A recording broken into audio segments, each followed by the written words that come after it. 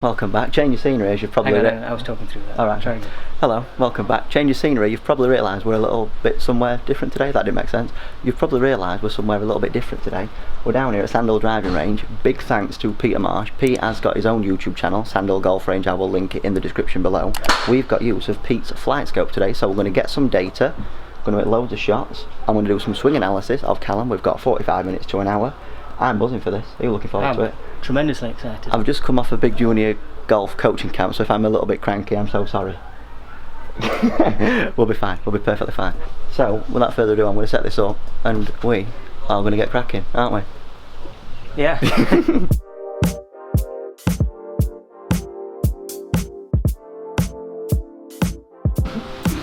The main concerns I had, so sort of when I'm practicing my garden, is let's imagine something poking out there, and I don't want it to hit that. I'm sort of holding it back now. Right, got you.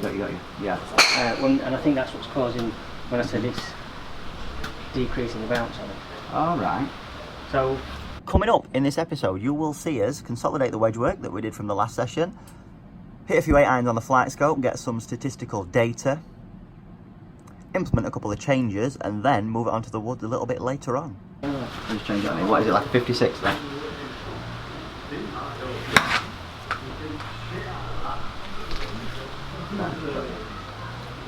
Remember, use that 200 yard board as like a reference. oh yeah. Try and find your strike again. It's just that I've always tried to diagnose myself, and then it's about thing that the only way to make it carry on. That was a one. Yeah. That was me trying to tell you that last time.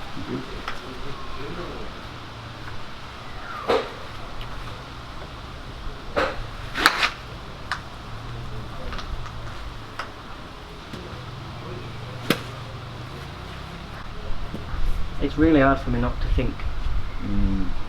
I know, because you are an overanalyzer, aren't you? Yeah. See, they're straight enough, aren't they? Yeah, good then. I'll do one more if we're happy then now. It's just the strike that we need to keep on top of, innit? Don't want it moving around. Which is fine, because if I know I'm doing this, that wrong, or that right, I can carry on with that. And at the minute, like we said last time, I'm trying it out there. That's it, and it's going out the middle, and yeah, fine with that. I just need to know I'm making sure I'm doing it right from the first time. What was that like?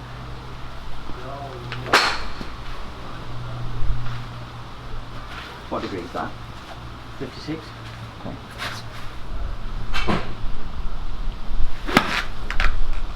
That was a good strike. It was Crook Hill on Saturday. You going to Crook Hill? No, wait. Any good? We only managed 9. Did it get rained off? Yeah. Did 100 do 5. Did you? I win my brother as well. Right. I always play very good with it. Showing off.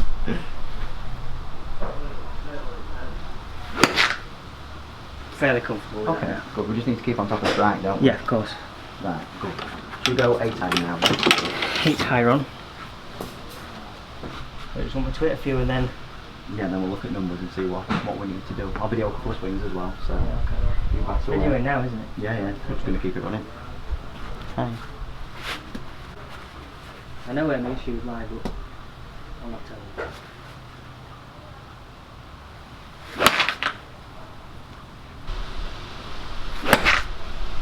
That'll be a better strike.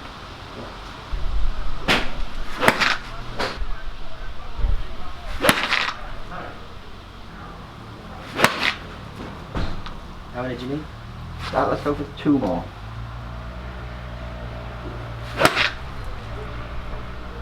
All those that run left felt like proper and better swings. Right.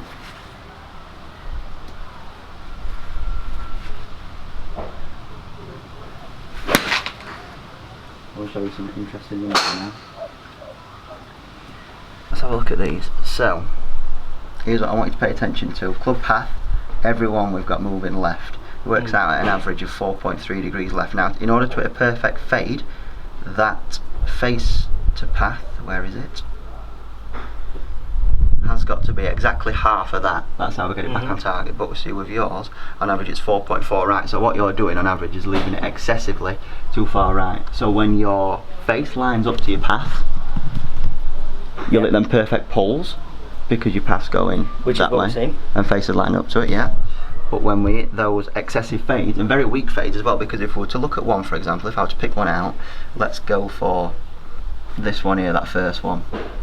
So we had a club path of 7.4 left, face to path of 9.8 right, resulted in a 110 yard carry.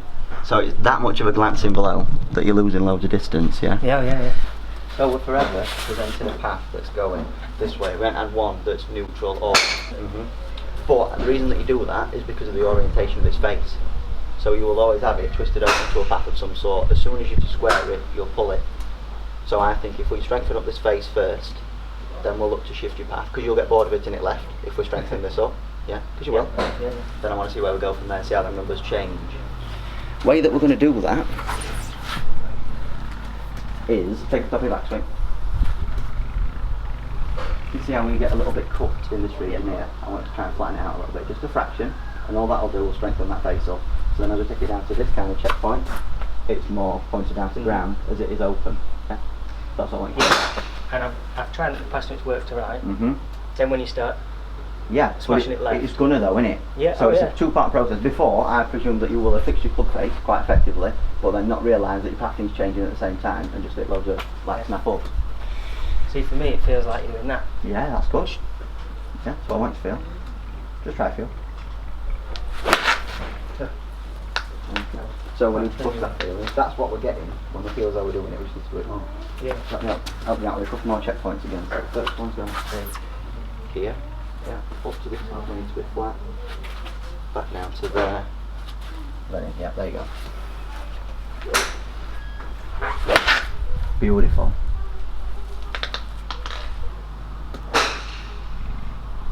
Look at that flight now, see how it's straightened down? Yeah. What was that? The favourite? Yeah, keep trying to control that club face using your wrist angle. That's what it's all about. That's it. It hurts me. Well, if that's the case, take it back down to that like third parallel. That's it. If we can't get it excessively twisted down using wrist angles, you need to strengthen your grip by moving it more that way. Yeah.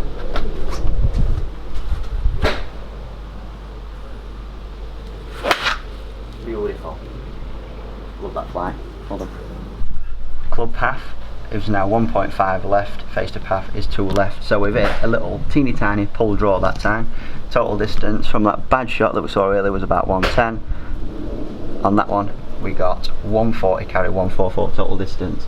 So just by controlling that efficiency, be able to pick up 30 yards. We'll call this video how to pick up 30 yards with your irons. Well, 31 because that's... Oh, we're getting technical now, are we? 140.9, yeah, 141. Whatever. So what I kind of want to see at this point, right, do you know, while it's still fresh in your mind, I want you to do it some pulls, slightly lower in flight, turning too much, and then we'll change path around. We'll get it from definitely being left to more right. You'll get some functional draws. Sweet. Yeah? Functional. Functional. That's what it's all about.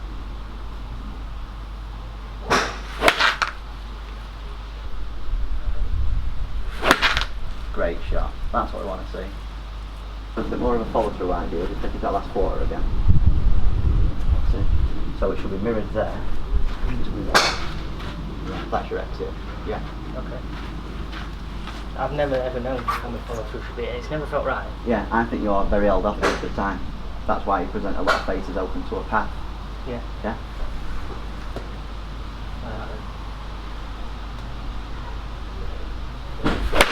Beautiful.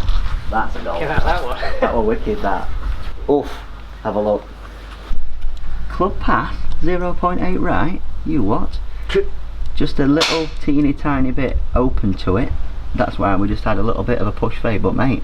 Nothing to follow through, is that a problem? Or? When you say holding off, show me what holding off feels like.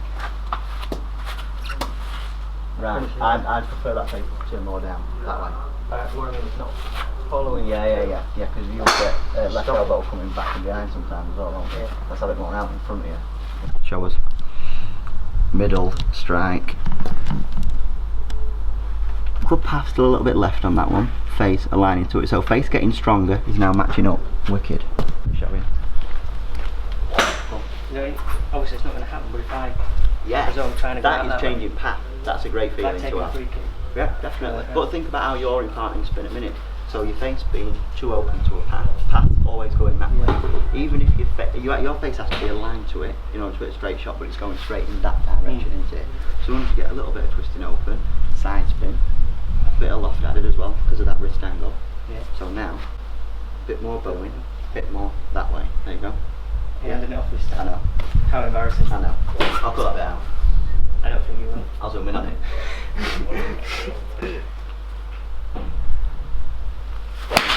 That's the one. Lovely.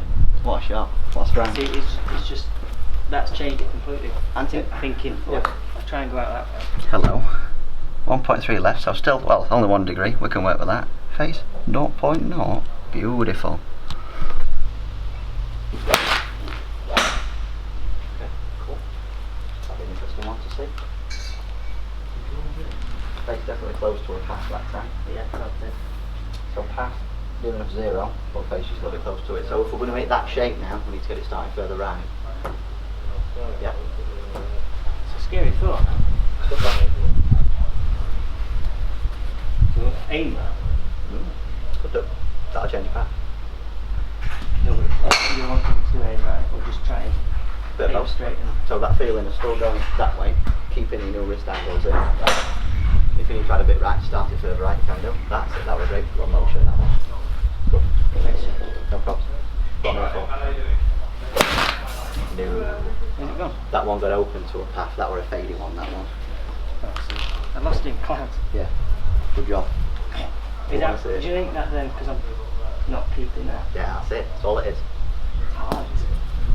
Feel that. Yeah, if it were easy, we'd be on top. I will be next week. That's episode 4. No, because we want, ideally, arms extending away. If the path moving that way, yeah, and then coming up and round. If I were to put an obstacle here for you, I don't want you to think that your hand needs to move left of it. To get that way, they need to move up and around and that way, yeah? Okay. That's it. But is it? You can't get the feeling of that. That's it. As much as you want to do slow motion stuff at this point, that's as good as it's going to get. Go on, aren't you? So come on here. Come on, both hands up. To that. Yeah. So see how that face naturally wants to close a bit more. Yeah. We don't want that feeling, because that's going to get speed, isn't it? Yeah. If you let those hands just release over it, yeah. That's an exaggeration, obviously. But It was all exaggeration in a minute, isn't it? yeah, that was a good one. That's a scary close, isn't it? You'll never get it like that, you know. Even if we're exaggerating it, we're feeling though we're swinging super out to the right, we're really closing that face down. This is what kind of results we get. 0 path, 0 face. Dead straight shot, yeah? Total distance 156. Yeah? That was an 8. I know. So you know, if I were just you to practice, if we're thinking about little arm shots that you can do and stuff, really get that loft turning down, really get it turning down that way through, and just see what shots you hit. So you know, if you are hitting a little arm shot, going that way. Yeah, little arm swing rolls. Let's have a look at that. Isn't it nice when you get a demonstration right? Path 3 to the right, face just about half to it. Yes, and that one's on target. Get in there. But the way to close a club face is not to save it. It's getting it in position to start with, because then all you have to do is turn, do you know what I mean? So if you can get it to this point right there, yeah? That's the point, I'm only thinking sort of here. Yeah, I know. It's got to be here, hasn't it? Yeah.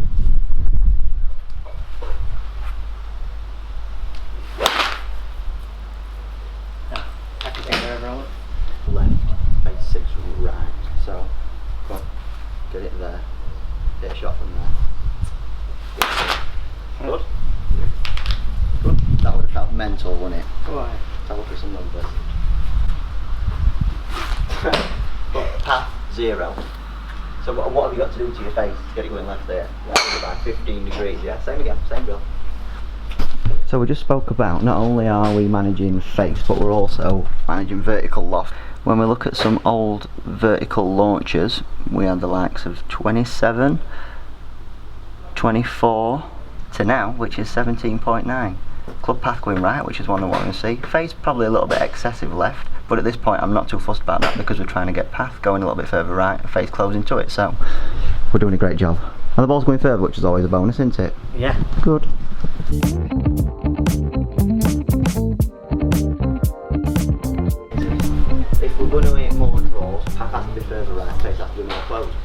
that. Yeah. Because that's a straight shot. When you pass 0, your face ain't moving about as much as what it were before. Even on shots like that, you ain't got the face which is 10 right or 8 right. You know what I mean? It's like 3s. So if we think about hitting target, you've gone from to and you're like, Do you know what your best shots, where they've come from? I'll let you tell me what you want to tell me after, but your best shots have come from when we get back, coming a little bit inside, not way down, so shallowing, not getting steep out there, shallowing, and with that face to ground there, because then all I have to do is turn onto it.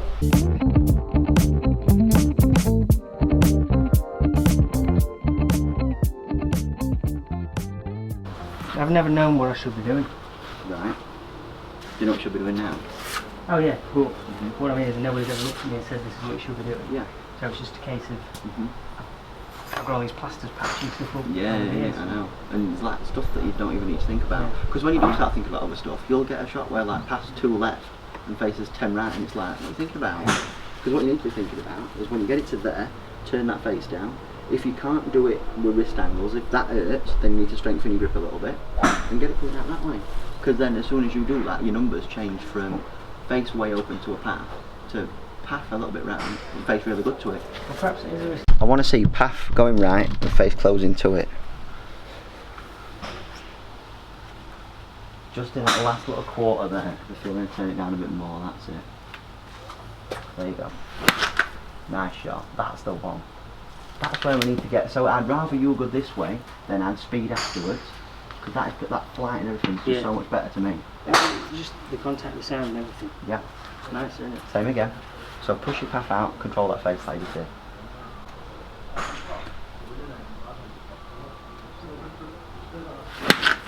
Great shot. This is it now. So what we're starting to notice is when this young man distracts himself with some absolutely crazy thoughts, it goes haywire, and then when we get it back to where it needs to be. So what's the drill? Go and tell the people. So a halfway drill. Yep. Trying to get it pointing more towards the ground. Face pointing more to the ground, yeah. Now in my head before I looked up, that's where I thought was pointing at the ground. And where were it? There. Yeah. Not there. And then sort of like a follow through. Keeping all the angles. And how does that change ball flight? Where were we before? High, right or pulls. Yeah. Always see a path going left, don't we? Yeah, yeah. And shall we show the people what we've just got on that last one? I think we should. That, ladies and gentlemen, is near enough a perfect draw. Club path going right, face 2.5 close to it. Look at that. And that was like a half swing and it went 125 yards. Oi, oi. He called me perfect.